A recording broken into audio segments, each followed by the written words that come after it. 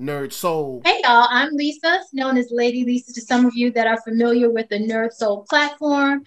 I am here with my very, very good friend Ross. We have something new for you today. But before we jump into that, I'm going to ask you to please check me out along with Kim, aka Madam Butterfly, on Black Together or Walk in Her Shoes on ThatNERDSoul.com. And check out NERDSoul's other videos. He has gaming, he has movie reviews, all of that. But let's talk about what we're going to be doing today. We have this brand new podcast called DigDeeper. And again, I'm here with my brother Ross. Tell us more about what we're going to talk about on DigDeeper and tell us about what you have going on, Ross. Hey, thank you so much, Lisa. Good to be with you. Part of how this all came to be, I was very much inspired by Black Together. And I was like, man, me and Lisa, we used to like roll real deep back a few years ago when we were in Richmond, Virginia. We were working together at a church there called St. Paul's Baptist Church, where we worked with singles, anywhere from age 30 to, 40, nearly 50. It was phenomenal. The group became a huge hit for our church. And so we just had a great opportunity to work together. So it's good to be back with you, talking and chatting through some of these very cool subjects like what we have for today, which is there really the one for you? I'm really excited about that. Very excited. Hey, also, I want you to know you can check me out on Facebook and YouTube. I do have a vlog series called Life Unscripted. It kind of details some of my life experiences. So told and it's crazy, y'all. It's real good, y'all.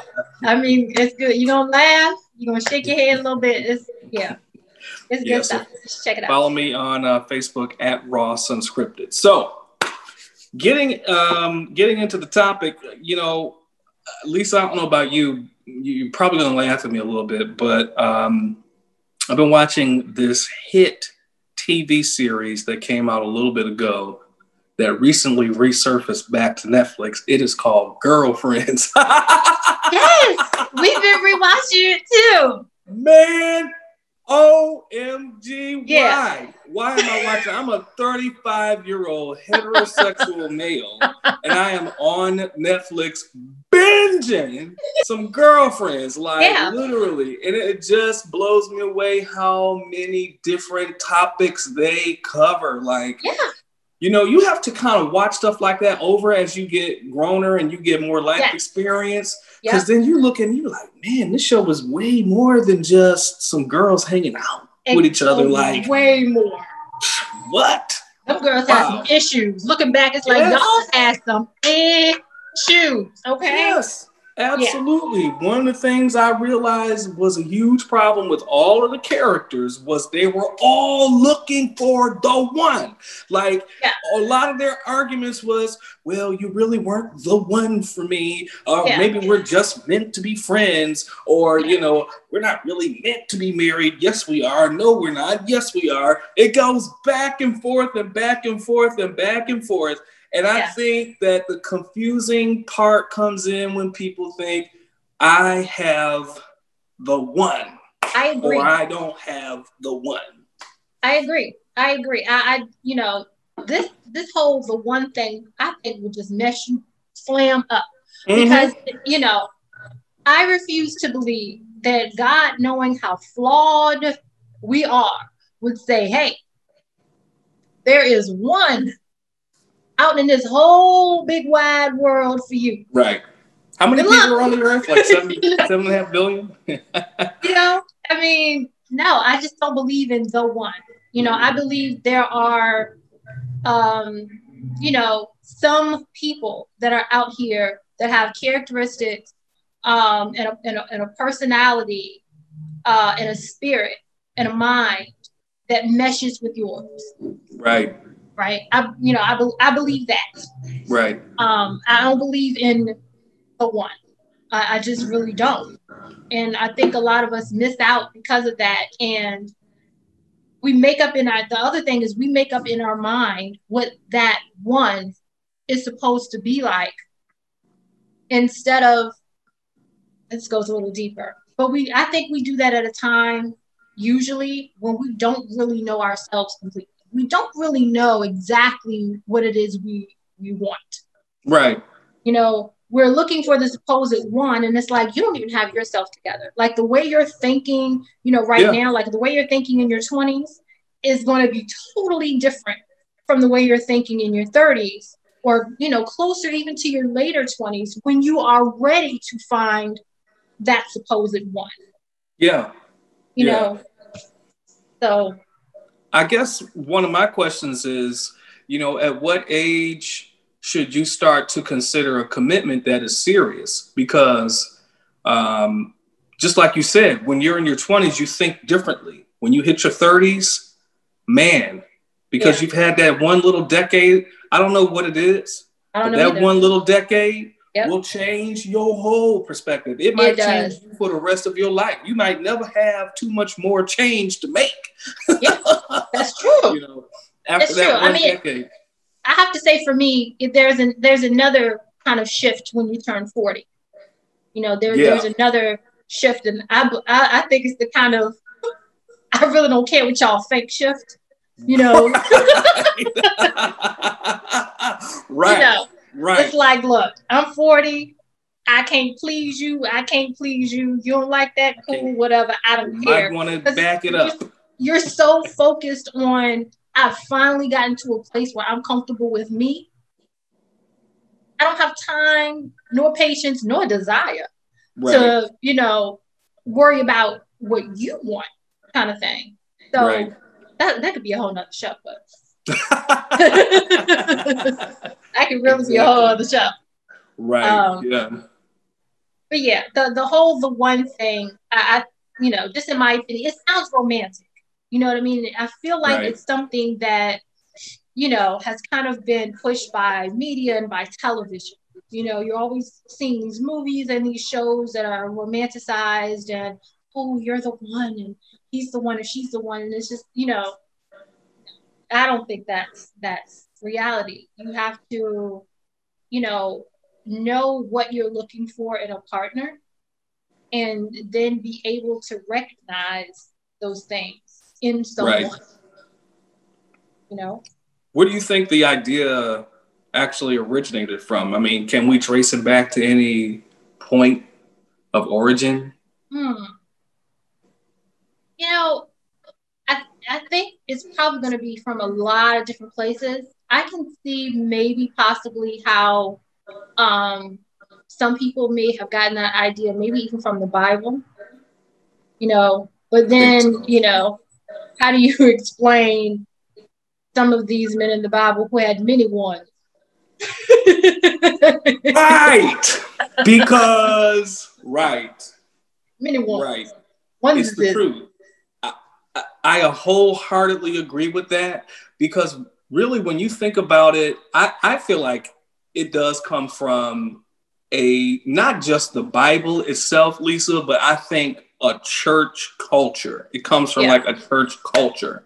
Yeah. Because some people come from the Bible with polygamy to this day, and they're known as not the Quakers. No, don't let me say that wrong. Is it? I don't remember. I don't know. I know they're still out there, and they're probably making some furniture. But I mean, look, you got all those people to sit down. You need to make your own furniture.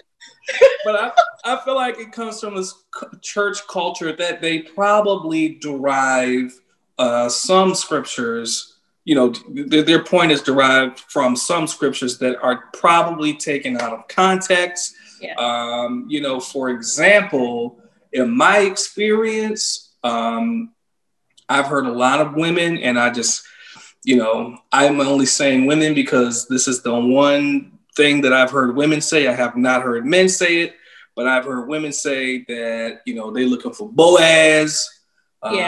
You know, they're a Proverbs 31 woman. You know, God has ordained a man for me. God told me, you my husband. we are getting so completely out of context that we are now speaking about things in a context that does not get delivered to us by the scriptures, but comes to us by our imagination. You know what I mean? Like, we all take the story of Ruth and Boaz so seriously, but really, the story of Ruth and Boaz, oh, okay. Ruth and Boaz's story is not all that uncommon. I mean, it's almost like you found your wife at your job. You know what I'm saying? Yeah. They were in the same area working. You know what I mean? It's not as magical as people are putting it up to be. Yeah, I know what you're saying. But I will have to say though, I do believe there are times when, you meet someone and you feel like you were kind of guided, kind of in that direction. Like, oh, I met him such and such place. I don't usually go there. I've never been there before. I just happened to go there that night. He was there and we met. And you feel like that's kind of a sign. I believe those things happen, but I don't think like that has to happen in order for you to find someone who's good for you. I don't want to say the one. In order for you to find someone who's compatible with you. All of these, stars don't have to align, and you have to be wearing red on the third Monday in November, But see, Lisa, people want that because that is a fairy tale, and that is more attractive than, oh, I just stumbled upon somebody. Kind of like Ruth and Boaz. You know what I'm saying? Like, you want to make the story of Ruth and Boaz into a fairy tale when it's really just how people meet in general. Yeah. It's not more than it's not really more than that, and so people want this fairy tale, just serendipity, just by serendipity. Now you want to, come on. It's just like, it is possible for you to meet people it's possible for you to meet a person who can be compatible to your life without expecting them to look like anything. I remember when T.D. Jakes said it the very best way. He said, stop trying to picture what your future partner is going to look like. You don't know. You don't know. So stop trying to make it imaginary. Stop trying to make it a fairy tale. I think that's where this one ideology comes from. It comes from just being too attracted to fairy tales. I agree. I totally agree, because this is the other thing, is that we need to be glad, in my opinion, that there isn't the one, because most of us would just miss out. You know what I mean? You just miss out because we don't always make the best decisions. We don't always recognize what's really going on. And I honestly believe that most of us miss out. I feel like there are a few people out there for you, right? And most of us miss out on some of those few. We interact with them, we meet them, we put them in the friend box. We do all of those things, and we miss out on the opportunity to see them in that way. But in my opinion, thank God, there isn't just the one, or we just be out of luck. You meet other people, or you meet other people that are also compatible with you, that have the characteristics that you need in a partner. You get what I'm saying? What's even more, Lisa, is that in my experience, when somebody is trying to see if I am the one, Lisa, the stuff that I have got to be put through, the tests, let me see how he respond to this, and let me see what he gonna say to that. Because if that ain't on my list, and if I don't feel that in my spirit, not the one. Or how about, okay, you think I'm the one, and you think we're going to get married, but we don't know anything about each other's sexuality. How am I the one? How do you know what I'm working with? How do you know what the case is going to be? You know what I'm saying? How do you know if I'm the one? You know what I'm saying? It's like, I think that we make the decision about who the one is. You know what I'm saying? And then at that point, you decide if he gonna continue to be the one. You the one right now. Yeah. Right now, you're the one. You know, but it's just like so much. It's so much stuff. You know, when I was on Facebook one of these years, I posted that these church girls, if you watch my little vlog series, you're gonna hear me talk about that.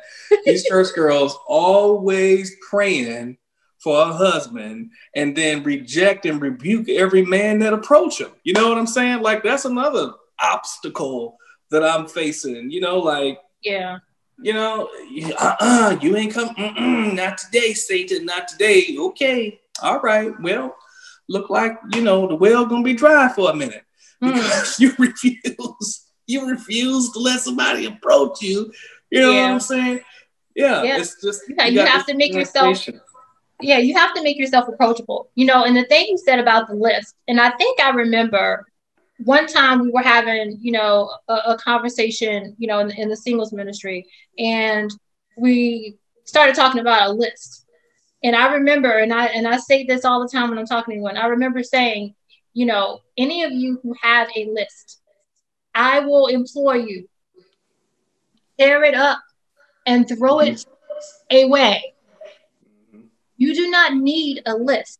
Everything that is important for what you want and need in a partner is here. Right.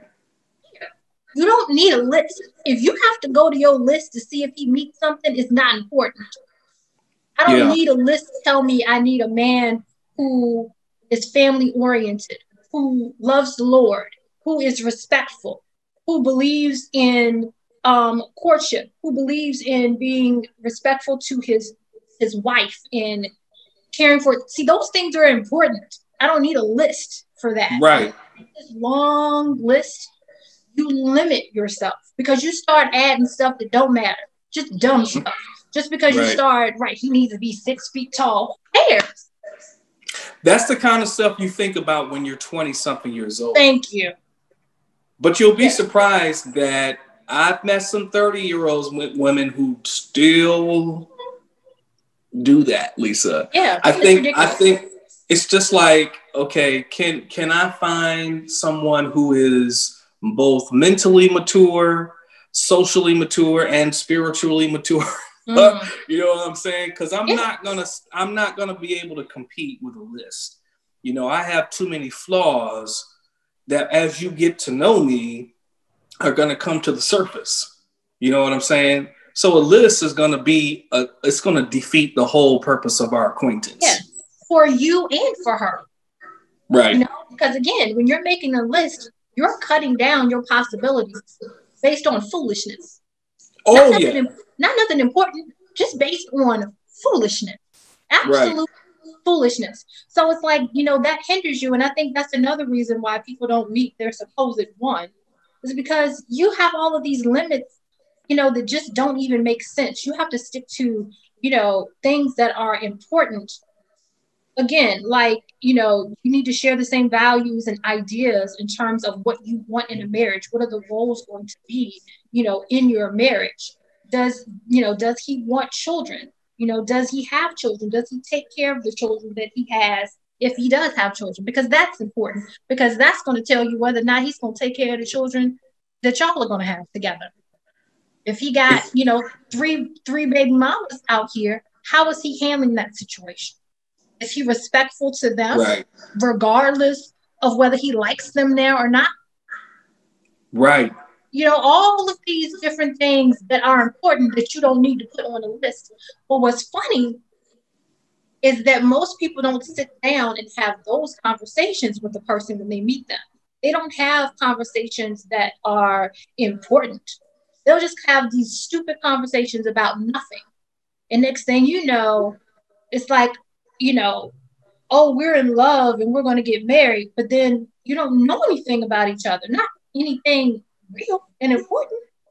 Absolutely. And, you know, part of it. Did you really meet the one? You know? Right. You know, the part the conversation part is important in knowing if you have met someone who can be compatible with you. Yeah. But it's important not to interrogate a person. I agree. You know, like on your first date, you know, I remember, man, watching Creflo Dollar preach a message. Now, he was a little extra. I think he was probably joking a little bit. Creflo Dollar went in on singles and was like, you should be asking him, let me see your credit score. Let me see your bank account. Do you pay your bills? Do you this? Okay, I get that you need to ask questions. But right. I think you and I had an offline conversation about this before. You know what? We did. We sure did. And I just got so upset because I was like, why are preachers doing this? First of all, Creflo and Taffy Doll have been married for 50,000 years. They ain't been single in I don't know God's when. You know what I'm saying? And so people who come from his kind of position, who are in that stage of life, it's easy for them to make them kind of comments and make them jokes. Mm-hmm. But for the brother that's out here trying to find someone, you know what I'm saying? Like, okay, I know now when I go to church, I'm likely to find me a girl who I like the way she looked. But as soon as we go on our first date, I'm going to get interrogated. Yeah. I mean, I'm not about to tell you nothing about myself. Like, we're not going to talk about those finances. We're not going to talk about marriage. Don't give me no what if questions. You know, don't provide me with no scenarios. I'm not taking no tests. I'm here to talk to you. I'm here to develop an acquaintance. I don't even really know you like that just yet. Yeah. And I totally agree. And I totally understand what you're saying. But there's a way to have a conversation about those things without it being an interrogation and, you know, like a barrage of questions. You know, my thing is when you're having a conversation with someone, instead of just asking about, you know, oh, do you go to the club often? You know, that stuff, you know, that doesn't matter. You can ask, hey, do you have any kids? You know, what do you do for a living? Oh, for real? How long have you been doing that? How do you like that? You get what I'm saying? It's a conversation. It's a conversation about things that are important because, you know, and again, maybe it just comes with age. Don't nobody have time. You know what I mean? You think you do when you're in your 20s. Don't nobody have time to, you know, spend all of this time with someone who just isn't compatible. You've gone out on 50 dates, and because you didn't ask important questions, you found out on date 51 that this person just really isn't the one for you, simply because, oh, she's so fine, or he's so cute. You just want to look up in each other's face and waste all of this time and not ask, you know, questions that would be deal breakers. You get what I'm saying? You find out on date 10, you know, that she has 3 kids. Well, you don't know anybody with 3 kids. That would have been a question to ask on date 1. I've been asked questions like, you know, are you gay? You really like men? Are you down the download? You know what I'm saying? Like, but those questions are prudent because they are. Yeah, because especially that one, because I know some guys that will try to just pretend like they're not gay. Look, and my thing is, you know, I can see that some men will get offended by that, but it really, in my opinion, it depends on how it's asked. You know what I mean? If you ask it in a kind of loud, demeaning, rude way versus, look, hey, you know the times that we're living in. I just want to be upfront with you. Are you gay? Are you on the down low? Are you bi? If you are, it's cool. I just have to. You know, I mean, seriously, I have to ask because I don't want us to waste each other's time. See, that's the best way you can smooth it over. Is just be like, we don't want to waste each other's time. But I feel like, though, Lisa, the wasting each other's time part has more of an offensive tone to me than the question of my sexuality. Because really? I'll tell you why. Because firstly, no, I'm not gay, and therefore I don't have a problem with the question. You know what I'm saying? Right. I'm not going to get offended, you know. But the part about wasting each other's time, I don't know. I feel like that's already a given between us, that for you to reiterate it you know what I mean, and bring it out. It's kind of like, well, where are you? Like, I don't want to feel like I'm like, although I am the same option as everybody else in your dating pool, I don't want to feel like that. So you know what I'm saying? I'm like on a conveyor belt, like, just so you know, I don't want to waste your time. Just so you know, I don't want to waste your time. I know what you're saying. I know what you're saying. Yeah. So yeah. I want to feel like more of a, because that's, I guess, what my experience has been in the past, where, you know, I make a connection with a woman, and it's not always an ordinary connection. It sometimes is a much, you know, and I'm not trying to brag or anything, but I'm just saying, like, I've been very fortunate to develop some sincerely deep relationships and deep connections with women that they say to me, well, I never got deep like this before, or, you know what I'm saying? So that's why I'll be like, wasting your time. What? Trust me, you ain't wasting your time, honey. I'm about to bless your life. listen, I'm here to bless you. I'm here to bless you. Yeah. Yeah. You better come get your blessing. You better not leave it. You better not leave it.